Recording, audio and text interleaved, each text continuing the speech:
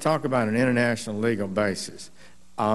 You answer under the Constitution to the United States government, do you not? And you don't need any international support before you would carry out a military operation authorized by the commander-in-chief. No, of course not. That's the second one I mentioned. I just want to know that because there's a lot of references in here to international matters before we make a decision. And I want to be sure that the United States military understands, and I know you do, that we're not dependent on a NATO resolution or UN resolution to execute policies consistent with the national security of the United States. Now, Secretary Panetta, you, in your talk, in your remarks, you talk about first, we're working to increase diplomatic isolation and encouraging other countries to join the European Union and Arab League in imposing sanctions. And then you note that China and Russia have repeatedly blocked the UN Security Council from taking action. Are you saying, and is the President taking the position, he would not act if it was in our interest to do so if the UN Security Council did not agree? When it comes to the kind of military action where we want to build a coalition and work with our international partners, then obviously we would like to have some kind of legal basis on which to do it, as we did in Libya. Now, some sort of legal basis. We worried about international legal basis, but nobody worried about the fundamental constitutional legal basis that this Congress has over war.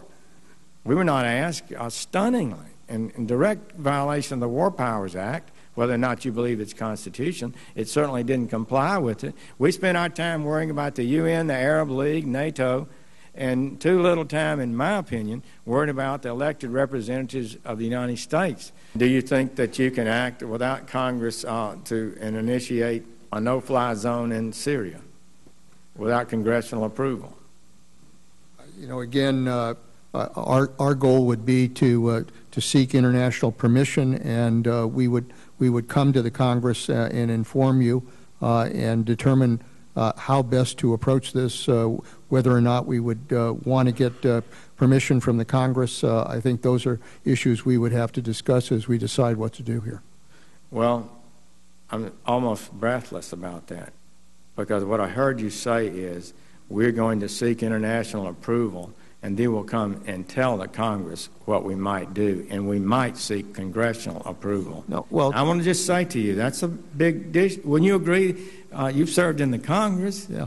Wouldn't you agree that that's would be pretty breathtaking to the average American? So would you like to clarify that? But I've also served with Republican presidents and Democratic presidents who has always reserved the right to defend this country if necessary. But before we do this, you would seek permission of the international authorities. If we're working with an international coalition and we're working with NATO, we would want to be able to get appropriate permissions in order to be able to do that. That's something that, you know, all of these countries would want to have some kind of legal basis on which to act. What legal basis are you looking for? What entity? Well, obviously, if NATO made the decision to go in, that would be one. If we developed an international coalition beyond NATO, then obviously some kind of UN security resolution would be the basis for that. Coalition of. So you're saying NATO would give you a legal basis, and an ad hoc coalition of nations would provide a legal basis?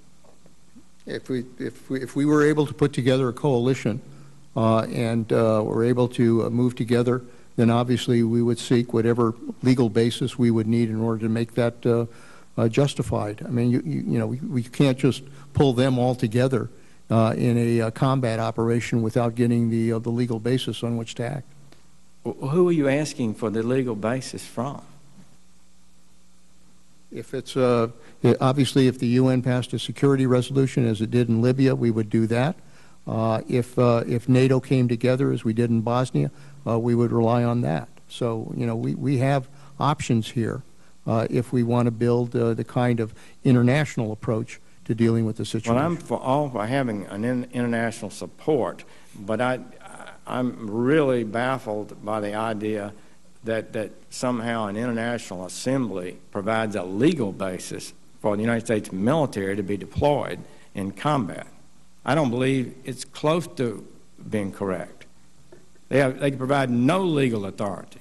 The only legal authority that's required to deploy the United States military is the Congress and the President and the law and the Constitution. Let me just for the record be clear again, Senator, so there's no misunderstanding. When it comes to the national defense of this country, the President of the United States has the authority under the Constitution to act to defend this country, and we will.